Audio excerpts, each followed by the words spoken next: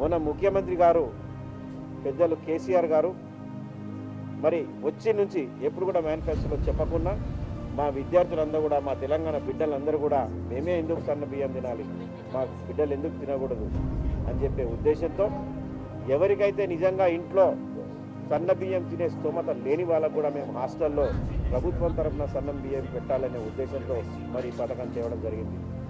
మరి ఇంతకుముందు అధికారులతో మాట్లాడినప్పుడు ఇంతకుముందు 18 రూపాయల బియ్యం, 19 రూపాయలు దాదాపుగా ఎక్కువ 20 రూపాయల బియ్యం మార్కెట్ ధరతో ఉన్నటువంటి బియ్యం వాడేవాళ్ళం. కానీ ఇప్పుడు దానికి రెట్టింపుగా 40 రూపాయల దాదాపుగా మార్కెట్ ధర ఉన్నటువంటి బియ్యాన్ని మరి ప్రభుత్వం సప్లై చేస్తూ ఉంది. అంటే ఖజానా మీద 100% బరువు పడినప్పటికీ కూడా ముఖ్యమంత్రి గారు ఎట్టి పరిస్థితుల్లో వెనుకకొచ్చేది లేదు. మా విద్యార్థులు మంచి క్వాలిటీ ఫుడ్ తినాలి అని చెప్పే ఉద్దేశంతో మరి మొన్న ప్రవేశపెట్టినటువంటి పథకాలు కూడా మరి గర్భిణీ స్త్రీ కావచ్చు, మరి చిన్న పిల్లలు కావచ్చు, మరి పెరిగేటటువంటి పిల్లలు కావచ్చు, అదేవిధంగా విద్యార్థులు కావచ్చు.